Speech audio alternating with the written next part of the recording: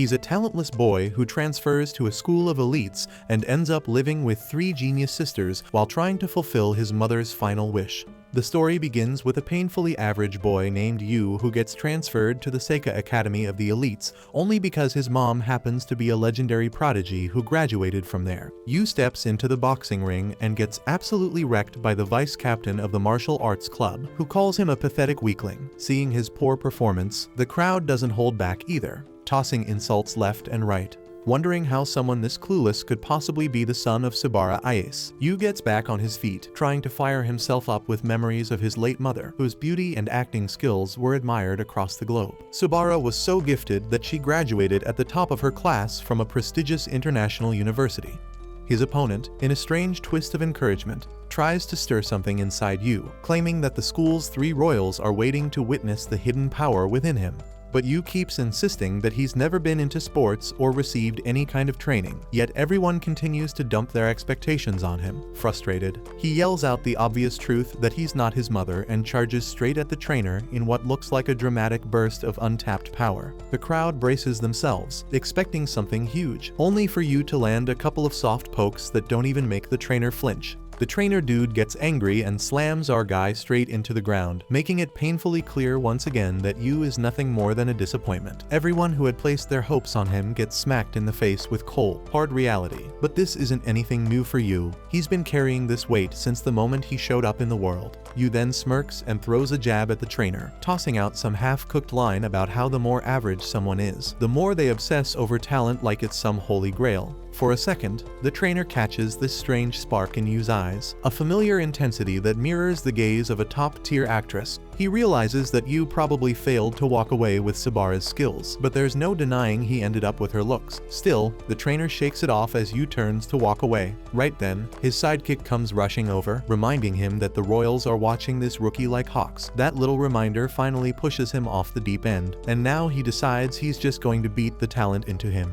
lifting his arm to deliver one last brutal move meant to whip Yu into shape. But just before the punch can land, an orange-haired fighter storms in from out of nowhere and sends the trainer flying, calling him a complete disgrace to martial arts for picking a fight with amateurs. Everyone in the dojo calls her captain. Right then, a blue-haired and a green-haired lady strut in like they're crashing a concert, demanding to know how the actress's son did on the test. The blue-haired one is Kazuki, famous enough that her show tickets vanish before they even hit the shelves. The green-haired one is Miwa, the youngest title holder in shogi, because apparently, some people peak before puberty. As for the orange-haired fighter who jumped in earlier, it turns out she's Nico from the athlete program, a martial arts champ with a flawless record and an ego to match. The crowd loses its screaming, because these 3 drama queens are none other than the school's so-called 3 royals. Kazuki steps forward and demands to know how well Sabara's son did in the test, hoping they could squeeze a 4th royal out of him, but the trainer dude shoots the down by calling the boy a mediocre noob whose talent probably registers in the negative. The 3 hotshot ladies tell our boy flat out that there's no use for someone like him at their school. Yu pulls out a shiny paper and tells them he couldn't care less because he has already made up his mind to join the general education program. The 3 ladies look like they've just heard a myth because none of them even knew their school had such a thing. And before the boy can walk out of there with whatever dignity he has left, he ends up being dragged into cleaning the dojo since losers apparently scrub floors. By evening, when Captain Nico and her squad show up at the dojo for their training session, they all scream like they saw a ghost because the place is actually spotless for once. Apparently, the trash dwellers have never seen the dojo this freakishly clean. While heading back home, Yu quietly wonders how he has never once denied being a disappointment. Ever since he was a kid, he craved the kind of praise his mother used to get. But it didn't take long for him to figure out that while his mom was a walking prodigy, he was just some average nobody. As he tried every possible talent he could get his hands on, he slowly ended up pushing himself further away from his mom. There was this one drama she acted in where she played a housewife, and even though that was way too low profile for someone of her caliber, both Yu and his mom adored the show. When his mother got hit with a terminal illness, the two talked about how their favorite part of the show was the bit where each episode ends with a family dinner. That was the first time in years his mother opened up to him properly, and that's when Yu finally realizes she had always dreamed of having a family as warm and beautiful as the one in the show. Sadly, that little happy moment doesn't last too long. And the lady ends up kicking the bucket after asking her son to go and find himself a happy family. The boy packs his things, and while hoping to make up for everything he and his mother missed out on, he heads to Mikadono's place. The mansion's owner sends him the keys along with a note telling him he can sneak in whenever he wants. As he steps inside, he gets completely thrilled seeing how massive the place is. He starts wondering who this Mr. Mikadono even is, and just as he sits down to unpack his stuff, Nico shows up in full attack mode, desperate to knock out what she thinks is a burglar who broke into her house. Our guy tries explaining that he's not who she thinks he is, but the shabby lady ends up slipping and falling flat on the floor like a cut scene out of a cheap comedy. Yu takes this golden moment to mock her, throwing in that even prodigies hit the floor sometimes, then tosses a towel on her as if he's doing charity. Right then, Miwa and Kazuki show up and ask what this boy is doing in their house, and Nico's quick to point out he's clearly a burglar. As our hero tries to figure out why these royals are even here, he gets a call from Mikadono himself. The man asks if he's found the place and goes on to explain that his late mother was not only his friend, but also his benefactor, which is why he's now returning the favor. The shady mister then adds that he forgot to tell him that he has 3 daughters and tells the boy to get along with them. Yu turns toward the sisters, remembering his mother's dying wish, and starts thinking that now he actually has to become a family with the 3 Mikadono girls. To him, this whole situation feels nothing short of a dream. Living with 3 gifted cuties sounds like a blessing from the heavens. The girls, however, don't look too thrilled about the arrangement, but since their dad's the one calling the shots, they have no choice but to play along. Still, the boy manages to pull himself together and properly introduces himself again, hoping to get to know them better. Right then, the boy realizes something terrifying. The entire mansion looks like a pig pen dressed up as a house, covered in mess everywhere.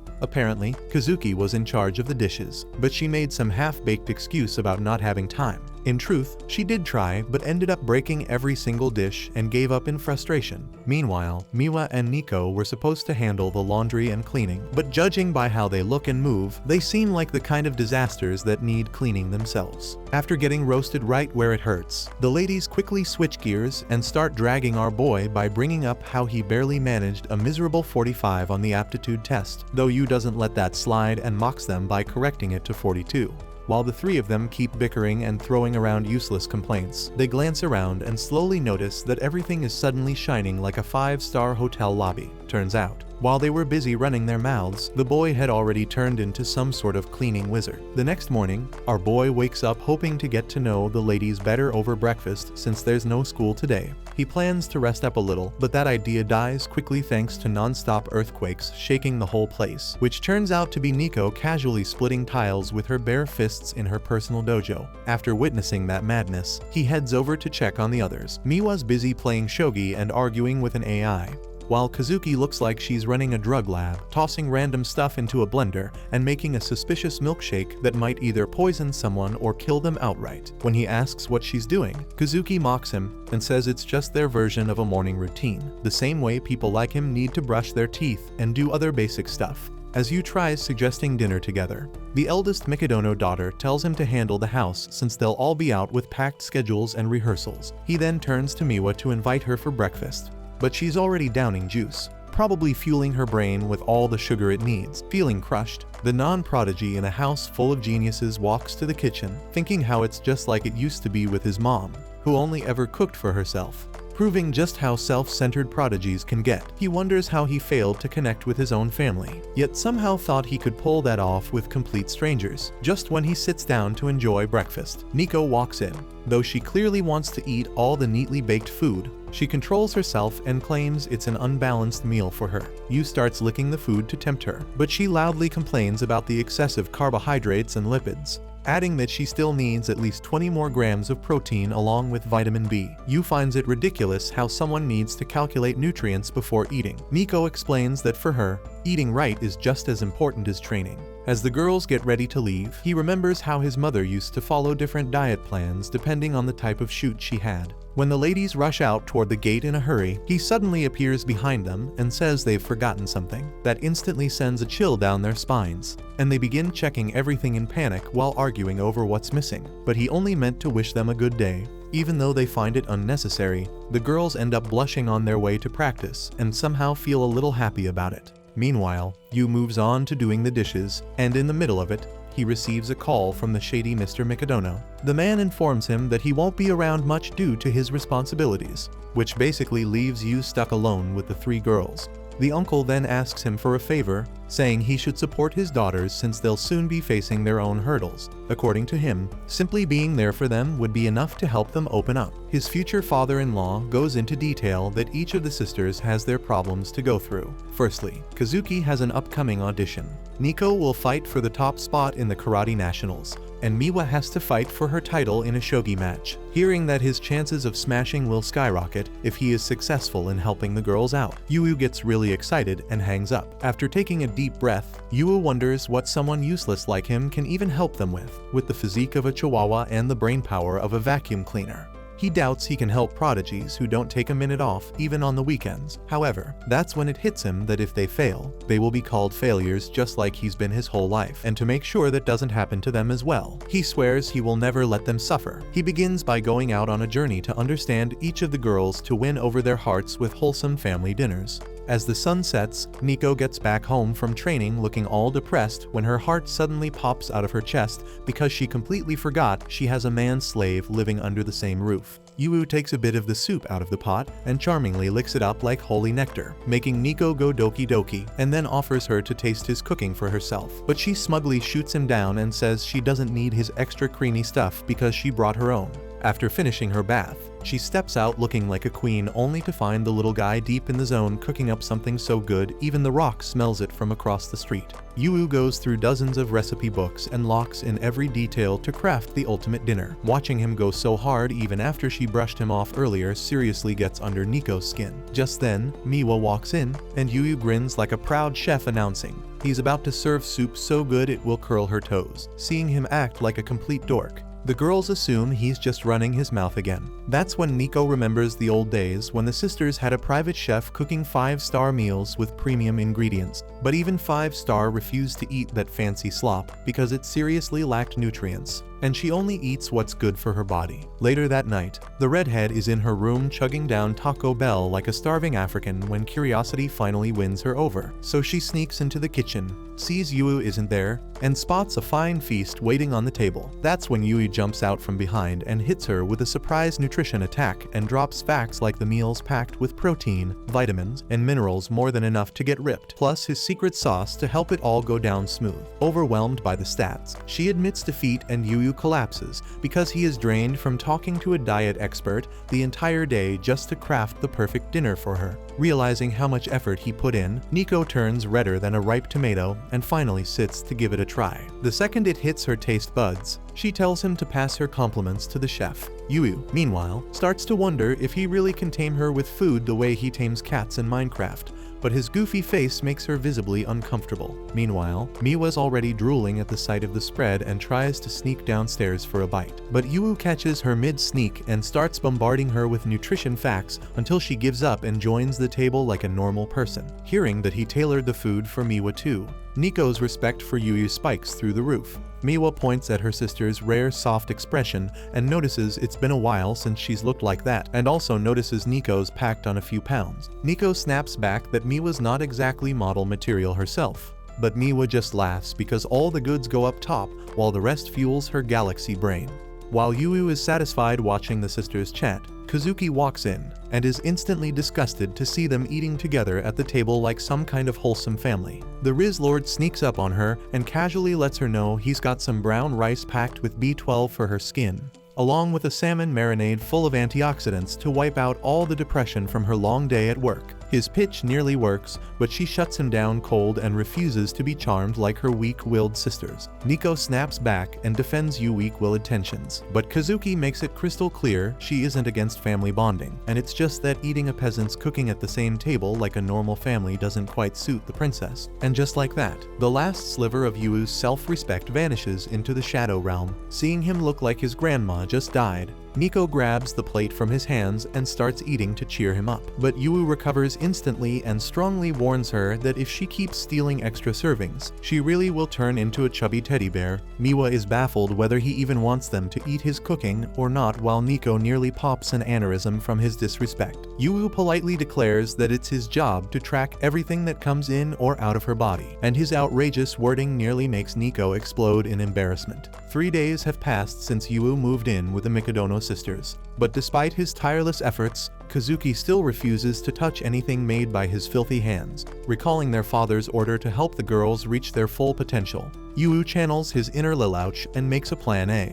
During break time, high-pitched squeals echo through the halls as a crowd of girls swarms Kazuki-senpai like moths, showering her with bottom-tier praise. Yu's jaw hits the floor at how wildly popular she is, but he braces for impact and waves hello at the pack with a big smile. The girls instantly recognize him as that talentless bum, and Kazuki tells him to be gone before he taints her divine aura with his loser energy while shooting him a glare like he's used toilet paper. But Yu calls her a meanie as he announces he stayed up all night trying to win her over, and he has something only he can give her, and he is sure she would love it, obviously talking about his cooking. The girls are wildly flustered, so Kazuki shouts at Yu to stop misleading everyone with his nasty statement and swears she's going to make him pay for this when they're back home, which digs the hole even deeper. Her army of fans bombards her with questions, so Yu uses the chaos to slip away. Later, Yu meets up with Nico to strategize on how to win over Kazuki and ends up shocked at how much the karate club depends on her. But as soon as she spots him, Kazuki remembers his outrageous claim from the day before, and the sheer audacity of him showing his face again makes her livid. Her devoted simps instantly question who this fool thinks he is calling her by her first name so casually, but one look at the Demon Queen sends them running. Yu quickly realizes he won't make it out in one piece if he keeps this up, so Miwa is officially the only card he has left to play. Elsewhere in the school, Miwa is busy playing shogi on her phone when she hears her classmates struggling over a problem. She does some quick math and bluntly says they must really be deficient in brain cells if they can't even solve something that easy. As expected, the girls make a quick exit with their last shred of respect intact, and Yui watches them on their way out. He walks into class, but after sensing Miwa's completely different mood at school, he tones down his excitement. Yu politely invites her to join him for lunch in the cafeteria, but she tells him to get lost. When Miwa realizes he won't give up, she power walks out of class, and he keeps following her around the school. He stubbornly chases her even after she insists he leave her alone, and before they know it, she's laughing happily as she runs away like it's a game of tag.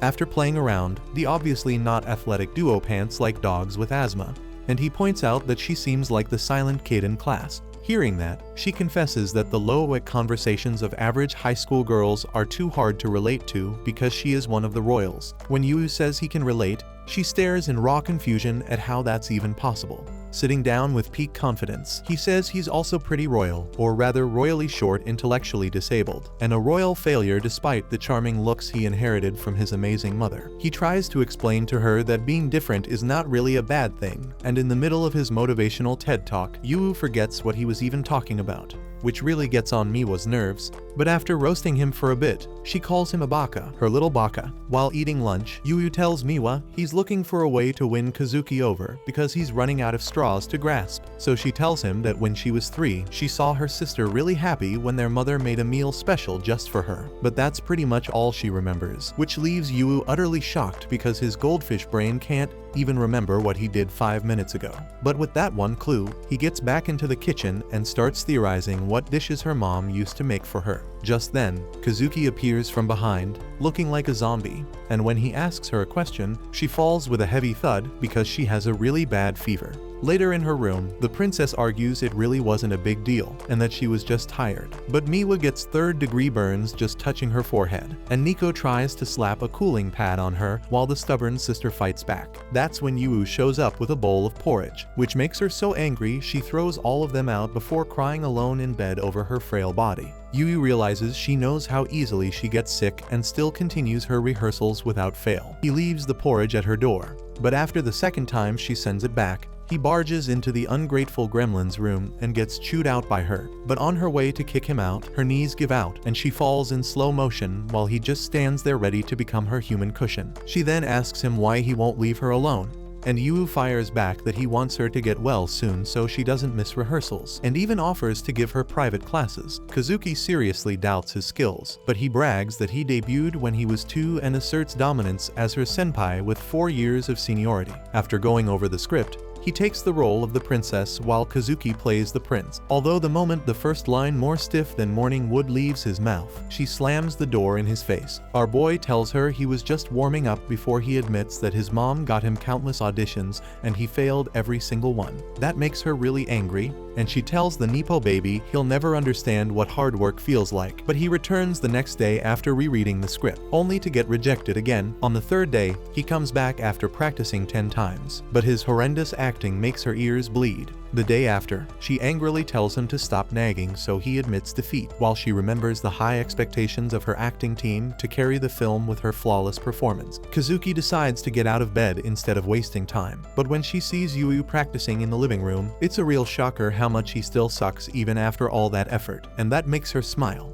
The next morning, she gets to hear his NPC tier acting again, but this time she decides to play along. In that genuine moment, Yu delivers some brilliant acting that shocks them both. He tears up over finally making his mommy proud after 14 years of failing, and Kazuki is refreshed to see the goofball getting so happy over a single line. That makes her so happy she tells him she'll let a peasant like him serve her a meal, but on one condition. Yu asks what it is, but she acts super shy like she's about to show him her browser history in incognito mode, and then suddenly blurts out a list of things she doesn't want to eat, which makes Yu realize she's too embarrassed to admit she's a picky eater. The following day, Miwa and Nico have seizures in sync as they watch Kazuki calmly eat Yuo's cooking with satisfaction and think the end times are coming. Yu compliments her for finishing her soup like a good girl, but she says she'll eat anything if it doesn't have carrots. That's when he whispers he put shredded carrots in it the whole time and leaves her quivering. Taking a seat, he finally breathes a sigh of relief after finally succeeding in hooking the sisters on what he cooks. However, he is hit with a big surprise the next day that they won't be needing him to cook for them,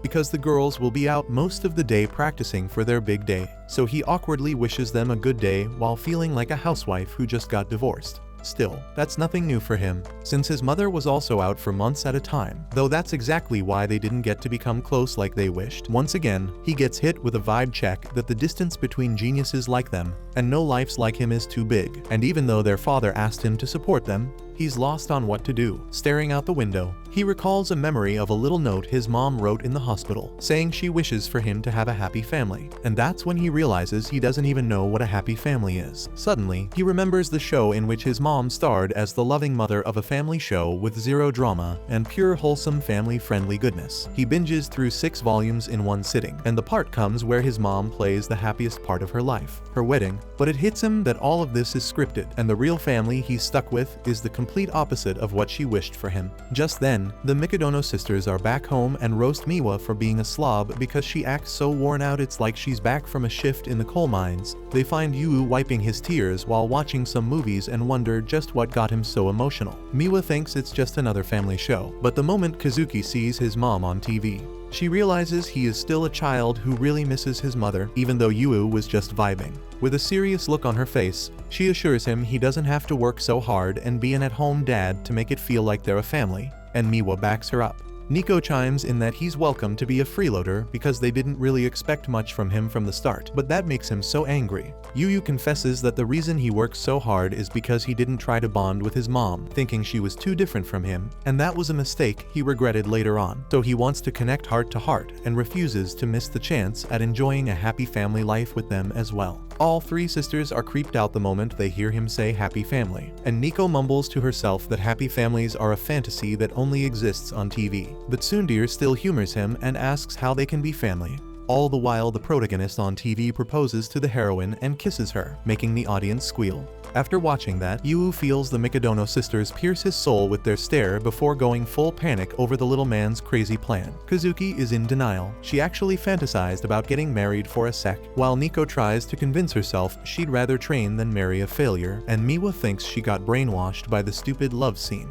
Right then, Yu declares that he's already made his choice and says Nico's name, leaving her frozen in place. He hypes it up and states they have to know each other's birthdays. The 3 sisters short circuit as he explains Nico Nico's in the same grade, so as family he should know whether she's his little sister or an Ara-Ara-1-san. That baffles the girls again, and they tell the freeloading peasant to stay in the trash where he belongs. Later in the bath, Nico is still flustered during her bath when she hears his low testosterone scream echoing from the kitchen. She rushes out thinking someone broke in, only to find him devastated because there's no bread left for sandwiches. Nico snaps at him to stop crying over things as tiny as him, but when she realizes she's basically naked, she flies off in embarrassment and bumps right into Miwa. Her intellectual sister immediately notices she's a bit too red for someone who just got out of the bath. Miwa begins analyzing every possible scenario that could have made her this flustered when Yu shows up with a bundle of towels. Her hormones go haywire the second his hand touches hers, so she drops the towels and starts bullying him,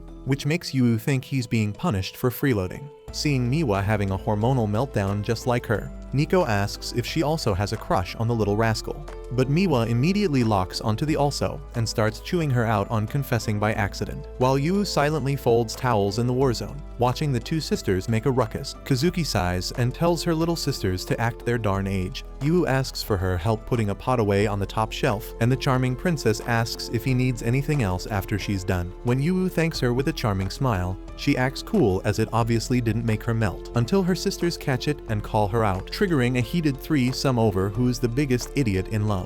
Eventually, Yu gets fed up and tells them all to knock it off because they're family. He also admits he has no clue what they're fighting about, which leaves the girls staring at him in raw disappointment. After they leave, he sighs and then notices they've left the entire living room in shambles. While cleaning up, Yu quietly reflects that real life will never be as perfect as it looks on TV. Even then, the dinner they shared is a memory he'll always treasure. He finds himself wishing for a happy life with them, and that's when he stumbles across an unexpected treasure, a photo of the Mikadono trio as adorable little kids. He instantly overdoses on the cuteness and wonders how they went from that to what they are now. He wishes he could take a new photo of them under the cherry blossom tree, and decides to ask around about who forgot the picture. But when he checks with the sisters, all three immediately slam the door in his face. That only fuels Sherlock Holmes' suspicions that one of them is hiding something. And if someone's holding on to this photo, it means deep down one of them misses the good old family days just like he does. However, the next morning all three sisters go their separate ways, shutting down his private investigation before it begins. Still, he's impressed to learn that these prodigies travel all over the country and decides to dig deeper into where their events are being held. And that's when he hits the jackpot. Later that night, Yu warms up some milk to help Kazuki sleep better, but Miwa and Nico look visibly annoyed because they forgot to book a hotel room. Right on cue, their knight in shining sarcasm stuns them by revealing he already booked a hotel for them. He hands them two separate maps and cheekily wishes them a happy stay because he picked out a 5-star place for them.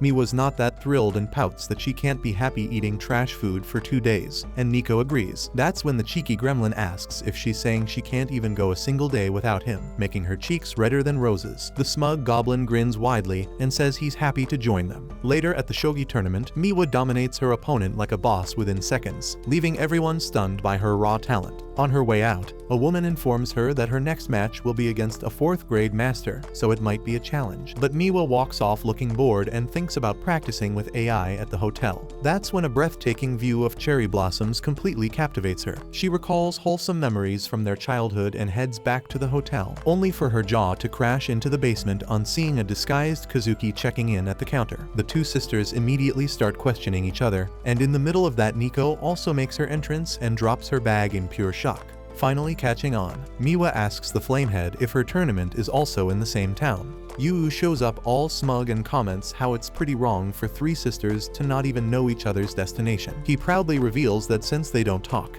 he made time for them to do exactly that. The sisters start raging when they learn he booked them into the same room. But Yu just pretends he's done them a huge favor by giving them a chance for a classic girl talk all night. Putting that aside, they ask what he's doing here, and Yu declares himself their official guide for the festival, while secretly scheming to take a family photo whether they like it or not. However, the sisters gang up on his dumb idea, so he tries to convince them there's a famous shrine they can visit to pray for luck. Nico shoots him down, saying she's not a failure like him who needs luck. But Yu argues that even top prodigies from Hollywood go there because faith unlocks a whole new level of confidence. Plus, it's a great way to blow off steam from their depressing routines. He finally wins them over by mentioning the fresh seafood since it's an oceanside town, and that leaves the girls, especially Kazuki, with no choice. She says it's all for her Insta page and suggests they go shopping for some tasteful drip. With that, they head to a kimono store Yu looked up beforehand, and the shopkeeper ladies are dazzled by the three legends suddenly appearing. They get excited and choose a mature-style kimono for Kazuki to match her grace, while Miwa picks a kitty-themed one to suit her playful personality. But when Yu turns to find Nico, she's still sitting there looking annoyed.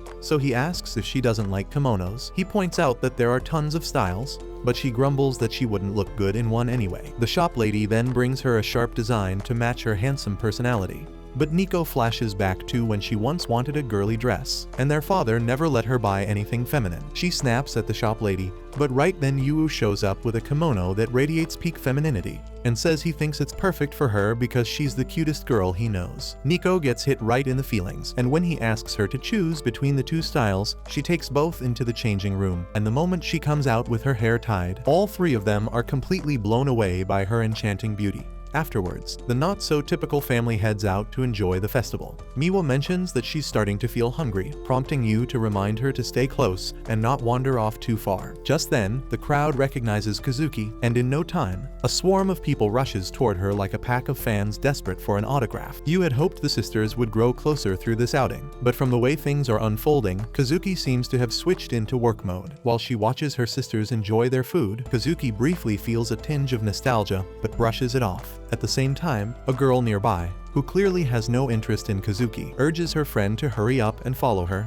However, as she turns away, her sandal breaks and she starts falling forward. Before she hits the ground, Kazuki catches her and ends up impressing even the ones who weren't her fans. Carrying the girl in a princess lift, she helps her find a place to sit down. Meanwhile, Yu is having a hard time trying to keep track of Kazuki in such a chaotic crowd. After Kazuki escorts the girl to safety and starts wandering around with a trail of fangirls behind her, she suddenly gets shoved straight into the bushes by someone she instantly suspects to be a kidnapper. Turns out, the so-called kidnapper is none other than our boy. The blue head gets ready to raise hell, already puffing up with rage, demanding an explanation for whatever that was supposed to be, but before she can start ranting, he calmly shuts her up and tells her to just dig into the food he brought so she can actually enjoy the festival. She argues, of course, and turns her face away like a sulking cat, insisting he can't always bribe her with food. But our guy isn't backing down and points out that he saw she hurt her foot. Without wasting time, he checks it and finds out it's actually a pretty bad injury. While carefully wrapping it up, he drops a few wise words about how she doesn't need to fit into anyone's expectations and should just be whoever the hell she wants to be. The redhead finishes bandaging her foot with that calm, no-nonsense touch, while she sits there silently blushing like a confused middle schooler. Meanwhile, Nico and Miwa are trying their best to enjoy the day,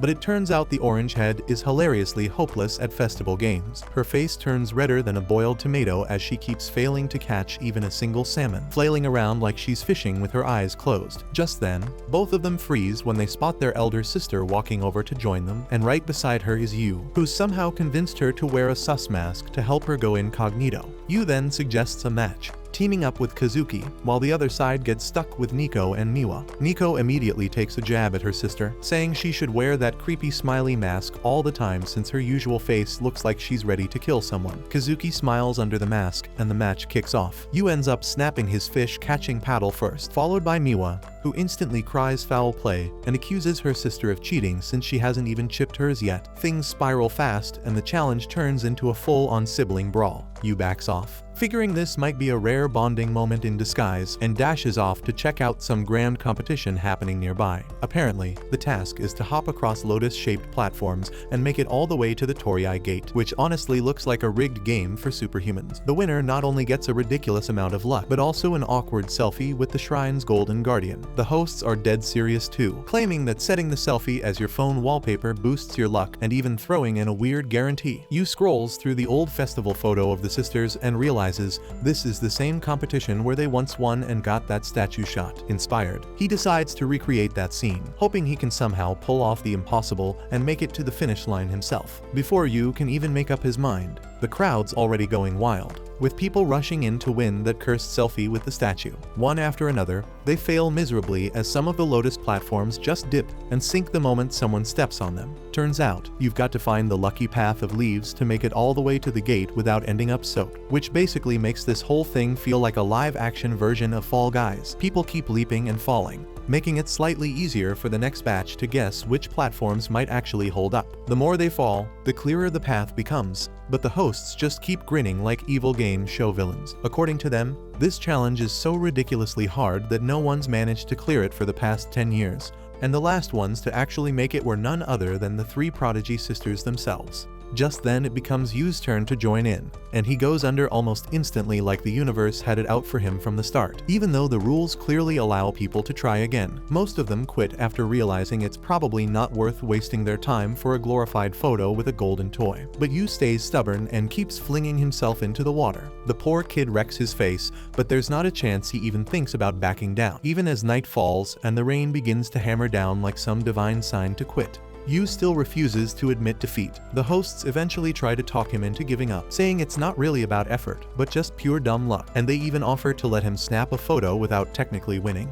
But Yu ends up thinking about how the sisters probably won by moving together like one unit with perfect timing, and that memory convinces him to push through no matter what. He keeps launching himself onto those shaky platforms and somehow manages to reach the gate this time. The hosts applaud and finally invite him to take the selfie, but the redhead bolts off instead, shouting something about needing to go grab some people first. As he runs off to find the Mikadono sisters, an announcement rings out about the festival ending early due to heavy rain. Realizing he's too late, he drops flat on the floor, feeling useless. The voices of the three girls echo in his head, remembering how he had dragged them here in the first place, assuming they must have stormed back to the hotel and that he'd be left behind once again. But as he shuts his eyes and opens them, he finds the three prodigies standing right in front of him with their umbrellas. They ask why he never came back and why he's now drenched and covered in mud. Yu says he figured they would have ditched him, but the girls respond that they aren't that heartless. They ask him to lead the way back to the hotel, calling him their festival conductor,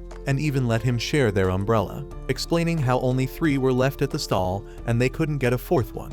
Eventually, the 3 sisters end up arguing over who gets to share the umbrella with Oliver. Miwa wins the rock-paper-scissors match and takes the spotlight. After returning and finishing their baths, the girls check on their personal conductor and find him looking like a total mess. They ask if he's planning to skip bathing altogether, and that's when the redhead sheepishly admits he forgot to book a separate room for himself. Now, all the nearby hotels are full, and he has nowhere to stay. Smiling awkwardly, the boy says he'll just crash at a cafe. The sisters stare at him, realizing he's hopeless, and just as he's about to leave, Kazuki stops him and pulls him into their room. They all argue about how it would be a disgrace to their name and profession to let a kitten catch a cold in the rain outside. Nico even points out that since they already live together, handling this once wouldn't be a big deal. The next issue that pops up is that there's no robe for the boy to wear, since the hopeless loser forgot to bring one too.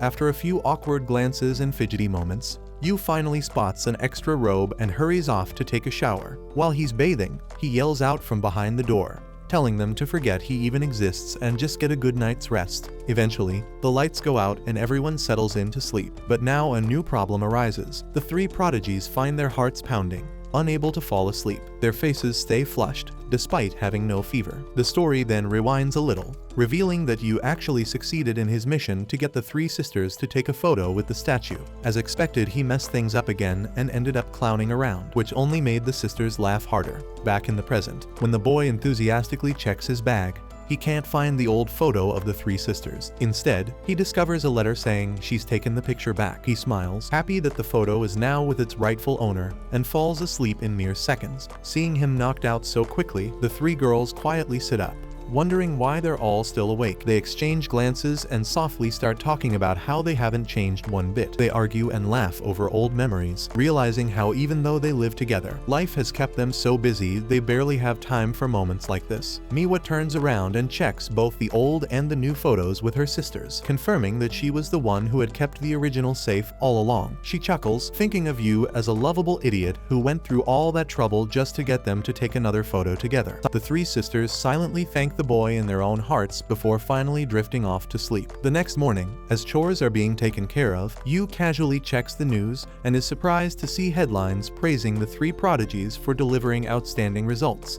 despite having spent the previous night completely goofing around. The next day, while sitting in his class, Yu fantasizes about how he will prepare dinner for the 3 sisters once he returns home. He spends the entire day shopping for ingredients and then heads over to the Mikadono mansion just as the sun is about to set. When he opens the gate, he finds that the three sisters are already back home earlier than expected. He also notices a pair of shoes that he does not recognize. As he walks in, he sees the three sisters standing politely in front of a man sitting calmly on the sofa. The moment feels a bit intense as Yu wonders who the person is, but the moment he hears his voice, he immediately realizes it belongs to Mr. Mikadono and quickly greets him, introducing himself properly. Mr. Mikadono expresses his condolences for what happened to Yu's mother, but assures him there is no need to worry because as long as he is around, her talents will always live on. Yu finds these expectations too overwhelming for someone like him, and then looks at the Mikadono sisters as he wonders why they all seem so serious.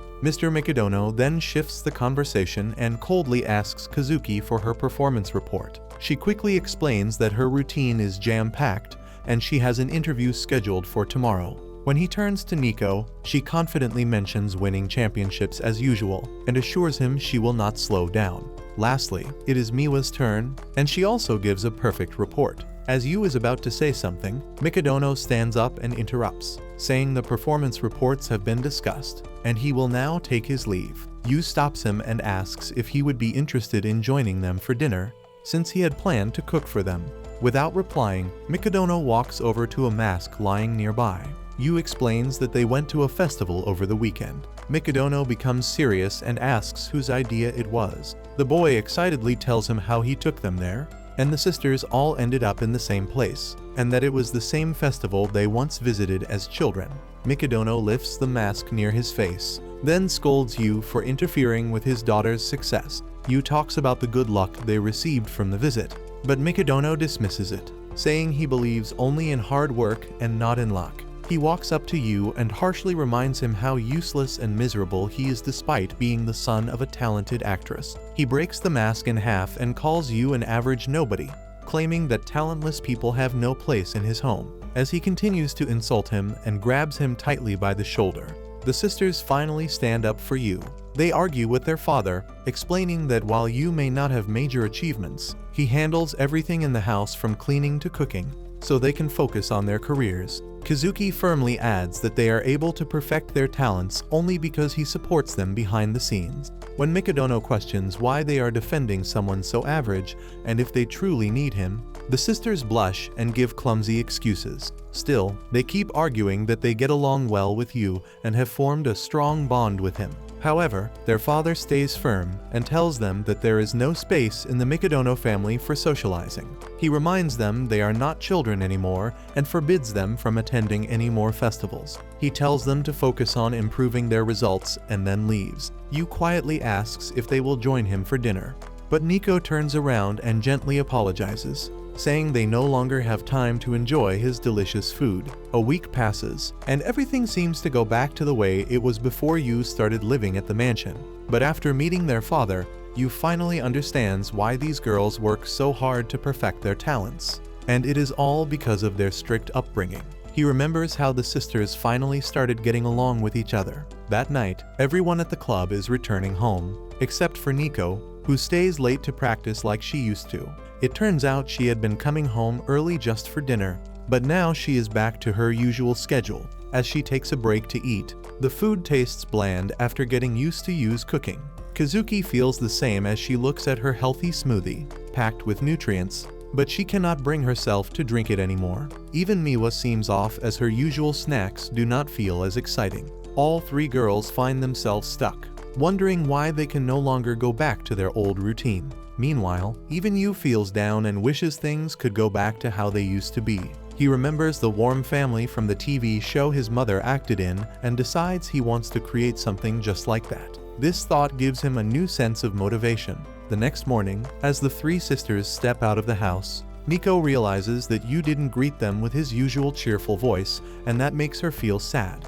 Later at school, when lunchtime arrives, Nico opens her bag to grab a protein bar, but instead finds a packed lunch. Her face turns as red as a tomato, and the same happens with the other two sisters, each finding a neatly packed meal. When Nico's crewmates ask if she is not going to eat it and suggest they could have it, she firmly refuses and says she will eat every bite herself. Meanwhile, Yu is asleep on his notebook, completely exhausted after waking up at 4 in the morning to prepare their meals. Later, when he finds their lunch boxes completely empty, he smiles to himself, knowing they enjoyed the food. That evening, the three sisters call Yu over and seriously tell him that they want to form a co-stewardship with him. Confused, Yu wonders why they are suddenly talking about ships. But the sisters do not look in the mood to be joking, as they remind him that their father warned he would throw Yu out unless he proved himself. So they propose that if he supports them in the coming challenges, they are willing to accept him as one of their own. They explain what lies ahead for each of them and say they need his help to face it all. Excited by the idea, Yu promises he will make lunch for them every day because they are a family. But the sisters correct him and explain clearly that he is only a supporter. The next day, just as the Mikadono sisters are about to leave for the day, Yu hands them their packed lunches. Kazuki informs him that they will be returning home around 7 in the evening, so he can get dinner ready for them as well. He sends them off with his usual warm wish, and for some reason, that simple gesture makes all three of them blush like hot tomatoes, almost as if everything feels just right in that moment. Later during practice, Kazuki wears a wig and awkwardly tries working on her feminine side. But just then, two women suddenly appear and end up scaring the life out of her. While Nico is in the middle of practice, her phone rings and she quickly answers, only to hear that her trainer has just returned from an overseas tour and wants to meet her. At the same time, little Miwa is deep in her own training session, but ends up being knocked down by her trainer. Her trainer calmly reminds her that the time is coming when she'll have to finally choose which path she truly wants to follow. By the time the Mikadono sisters return home later that evening, each of them has a lot running through her mind. But as soon as they enter the house, they find Yu clumsily running on top of a flour bag.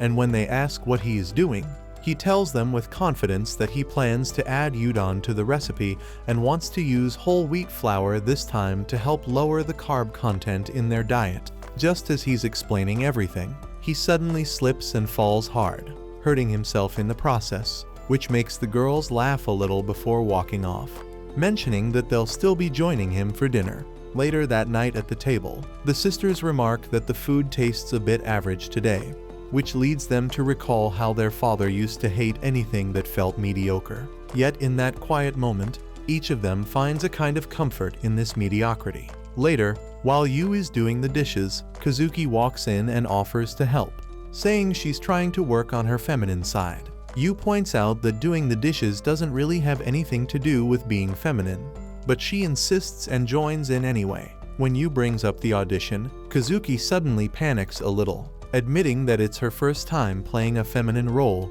and that's probably why she's so nervous. Just then, she notices bandages on Yu's hand and asks what happened. Yu explains that he's not very good at cooking and ends up burning himself pretty often. The two continue chatting casually for a bit until Yu suddenly slips and ends up with a nosebleed. Kazuki quickly rushes to help but ends up slipping too, landing right above him in what almost looks like a kiss. She quickly gets up, and while Yu starts apologizing, she brushes it off, saying it was just an accident. Later, while taking care of his nosebleed, Yu cannot help but feel sorry for the girl as she literally kissed a guy with a bleeding nose. Yet she does not seem bothered at all, which makes him realize she must be used to scenes like that on stage. Still, he feels bad for himself too, knowing his first kiss ended up tasting like blood. On the other hand, when Nico mentions it might rain, Kazuki turns on the TV to check the weather, only to find a kissing scene playing instead.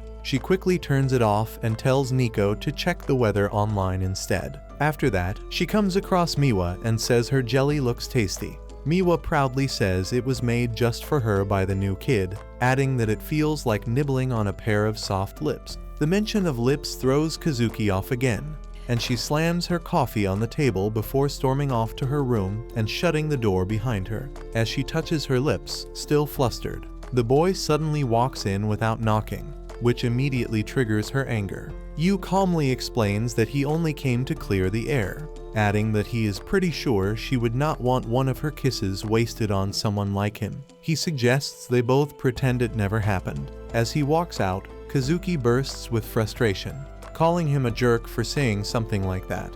Later during her practice, she starts thinking Yu might have been right, and forgetting what happened might really be the best thing for now since she needs to stay focused on her upcoming audition. She tries rehearsing her feminine role, but keeps failing since everything she has done until now has been more like a prince than a girl. During another session, while once again acting in a prince role, she looks closely at the girl she is performing with and suddenly realizes what she had been missing in her earlier performance. Just when the scene leads into a kiss, her mind flashes back to her earlier accident, and she jumps back, completely embarrassed. Her director immediately stops her and asks what is going on, reminding her that whatever happens in her personal life will eventually affect her performance on stage. Later that night, Kazuki walks up to Yu and tells him that her practice has gotten tougher lately, so she needs him to make her some stamina-boosting meals. As Yu gets up and closes the curtains, she suddenly asks if he is free this Sunday. After he confirms, she steps a little closer, and in an awkward moment, she looks him in the eye and confidently tells him that she wants him to go on a date with her this Sunday. Yu blushes when he hears it and starts wondering if he has gotten himself into this situation because of that kiss. Meanwhile, the two other sisters eavesdrop, and both of them turn red as they clearly begin to feel jealous. Miwa finds it hard to believe that what she is hearing could actually be a real date, but Nico tells her to stop overthinking things, since it really does sound like an actual date. Both of them begin to question if Yu is okay with this arrangement, and then quietly return to their rooms. Once they leave, Kazuki hands Yu a poster for a heroine audition and begins to explain how she has always been cast in male roles throughout her life, which has now made it very difficult for her to act like a proper heroine.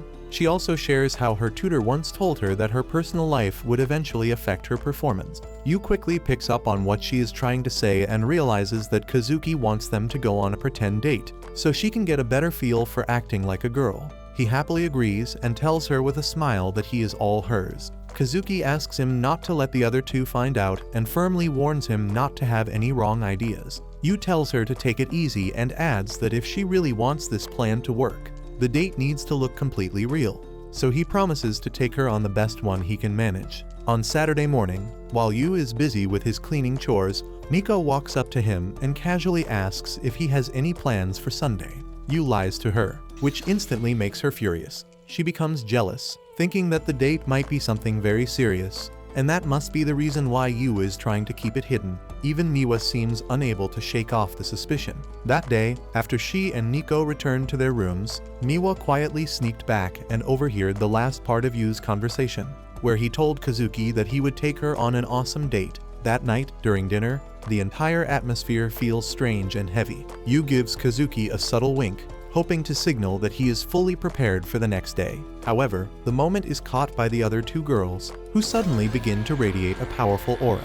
It completely scares the crap out of Yu and leaves him wondering if they are preparing for some grand event or match that has them all worked up and serious. As the scene shifts, it is already time for the date, and Yu stands waiting for Kazuki to arrive. Meanwhile, Miwa and Nico sneak behind some nearby bushes, unable to focus on their own tasks. They have even gone as far as putting on silly disguises in an attempt to stay hidden. They watch the boy with envious eyes and feel annoyed at how cheerful he looks. Just then, Kazuki arrives dressed in a completely feminine outfit, which instantly makes Yu's heart skip a beat. She begins by asking if she is late, sounding a bit too much like a boy, and then quickly slaps herself as she realizes it and tries again with a more delicate, girlish tone. This time, she refers to him as Yu instead of the usual new kid, which thrills him so much that he eagerly asks her to keep calling him that even once their little date is over. The two head first to the aquarium, unaware that the jealous sisters are secretly tailing them.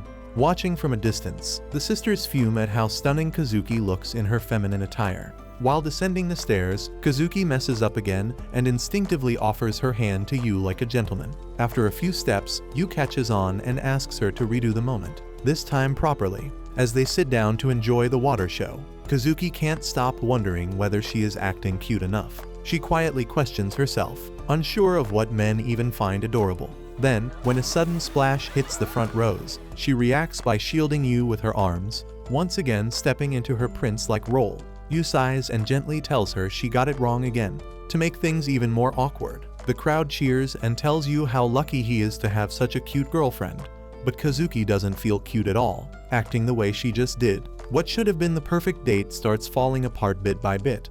They keep messing things up, like not knowing who is supposed to carry the shopping bags, and Kazuki ends up with sore feet from the fancy female sandals she is not used to wearing. The two girls, still spying from the shadows, find the entire scene painfully cringe and hard to sit through. Later, when Yu excuses himself to use the washroom, Kazuki catches a glimpse of her reflection in the glass and sighs, thinking about how poorly she has been doing all day. She remembers how excited Yu had been about taking her out and starts wondering if he now regrets it. Just then, a scout from a showbiz agency approaches her, flashing his card and asking if she has a moment to talk. Kazuki politely declines, saying she's not interested, but the man doesn't back off easily, making her feel uncomfortable as she glances around, wondering where Yu disappeared to when she actually needed him the most. When the scout suddenly grabs her hand and tries to drag her away, Yu appears out of nowhere and firmly slaps his hand away, asking if there's a problem. The scout scoffs and asks if Yu is her younger brother, but Yu tries to act mature and insists that they are on a date and Kazuki already knows exactly where she wants to be. When asked what that is, Yu stumbles, fumbling for answers and tossing out increasingly absurd claims, even suggesting that Kazuki wants to become a reformer in the government. The scout argues she'd be better off as a model, and Kazuki begins to realize that Yu is just as much hopeless as usual. Yu suddenly declares that the agency cannot have her because he is planning to make her his wife. Though the scout dismisses it as childish nonsense, Yu boldly repeats that they'll be together through every up and down. The crowd around them falls silent, having overheard the entire proposal. After the scout finally gives up and leaves, Yu awkwardly apologizes and asks Kazuki to forget everything he just said. But from the look on her face, it doesn't seem like she will. He then takes her hand, surprised by how warm it feels, and leads her away, while the two jealous sisters watch from behind with growing concern that this might turn into a perfect date after all. After a while, Yu realizes that he's been holding Kazuki's hand without even thinking about it, and now neither of them seems ready to let go. The people around them find the scene rather adorable, though poor Yu keeps getting mistaken for Kazuki's younger brother. In an effort to appear more romantic, Yu shifts his grip into something more fitting for a date, and Kazuki starts sweating bullets, trying to figure out if this is how a girl is supposed to react in such a moment. Still, she keeps her head high, convinced that this might finally be working, and silently hoping Yu continues with the same energy. Eventually, the two make it to a film theater, and when Kazuki suggests they go for a romantic movie, Yu surprises her by saying he already has everything planned, and they'll be watching a film titled Love in April. The name immediately rings a bell for Kazuki, as it starred her senior from the troupe who had retired from male roles to take on feminine ones instead. This particular movie had marked her senior's first performance as a full-fledged heroine, and Kazuki had always avoided watching it, fearing it might reveal how the transition had gone. Yu cheerfully tells her that the movie stars a former troupe actor and that he hopes she'll learn something useful from it. Unfortunately, as the film ends and they walk out of the cinema, the reactions around them are far from kind. Everyone seems to be complaining about how awful the lead heroine was and how she didn't come across as cute at all. Hearing those remarks, Kazuki suddenly recalls her father's intimidating words about how a true prodigy must be able to handle all kinds of roles with grace and success, and the weight of those expectations begins to make her feel deeply uneasy. Meanwhile, Yu begins to realize just how badly he's messed up, especially after Kazuki's senior delivered such a disappointing performance in the movie, likely making feminine roles seem even more daunting for her. He mentally kicks himself for being so thoughtless, and even the two spy sisters, still tailing the couple from a distance, can tell that the mood has soured. They wonder if Yu will be able to salvage what's left of the date. Later, Yu takes Kazuki to their final stop, which is a Ferris wheel, and insists that she join him despite her hesitance. Surprisingly, the sisters are somewhat impressed by how he's trying to cheer her up, thinking that he's handling things more smoothly than expected. Just then, they overhear two boys passing by who argue that any guy who proposes at the top of a Ferris wheel always wins his love. All three girls blush, and before Kazuki can process the thought, Yu gently pulls her into the ride. Inside the cabin, Kazuki reflects on how Yu might have gone overboard and recalls how different she has always been from other girls her age. Her tall height pushed her into modeling early on, and she was recruited by the troupe at just 6 years old. While she initially enjoyed the work, over time, it became a series of achievements she was expected to fulfill. Eventually, failure stopped being an option, and the pressure mounted when her father insisted she take on a feminine role. She pictures herself failing and concludes that no one stands beside a failure, convincing herself that maybe it's better to withdraw from the audition entirely than to risk disgrace. Just then, her gaze shifts to Yu, who is literally on vibration thanks to his fear of heights, especially with the see-through glass floor beneath him. When she asks why he chose this ride, Yu yells out that it had to be a perfect date, and Kazuki is suddenly reminded of what those boys had said earlier about proposing at the top. Before she can collect her thoughts, Yu clumsily stands up, nervously calls her his heroine, and at the very peak of the moment, mistakenly calls her his heroine ever. Kazuki asks the guy to silently sit down again and watch him tremble and stumble through yet another moment. Kazuki smiles softly, seeing once again how he somehow manages to fail even in what should have been the perfect opportunity. The boy then gently brings up the idea of finding value in failure. Sitting beside her, he begins scrolling through the most embarrassing moments of their date, and Kazuki asks if he is trying to humiliate himself on purpose. But as he shows her each picture, she quietly observes, realizing that all those clumsy scenes really did feature many of her emotions. Yu tells her she might actually be great at expressing emotions, which makes her blush even though she quickly dismisses it as an excuse to mask incompetence. He smiles and wishes her luck for the upcoming audition, and though she smirks in response, when the two step out of the Ferris wheel, almost glowing, the spying girls start to worry about what exactly happened up there. On their way back, Kazuki thanks Yu for the date, admitting that until now, she had always performed according to what others expected from her, but now, for the first time, she feels free to perform in a way that feels true to herself. Knowing that there may be people out there who might even come to love her flaws, Yu reaches for her hand and tells her to remember this day, but Kazuki pulls her hand away, firmly stating that she does not rely on him to pass her audition. A few steps ahead, she suddenly turns around, and just as the spying sisters start to panic over the possibility of a kiss, Kazuki leans close to Yu and softly whispers that the kiss they had earlier was actually her first, and she cannot pretend that it never happened. Yu starts apologizing again while the two sisters freak out behind the bushes, desperate to know what she just said. Kazuki then calmly removes her wig and declares the date officially over, explaining that she has to return to the theater for rehearsal. Later, when Yu returns home to make dinner, the two sisters who had been secretly watching him all day welcome him back in a way that makes him visibly blush. The girls exchange knowing looks, realizing that although Yu had spent the whole day supporting Kazuki, he is still the one meant to support them, too. And they are not about to let him forget that. But that's where this video ends. Remember to like and subscribe to the channel. Thanks for watching, and I'll see you next time.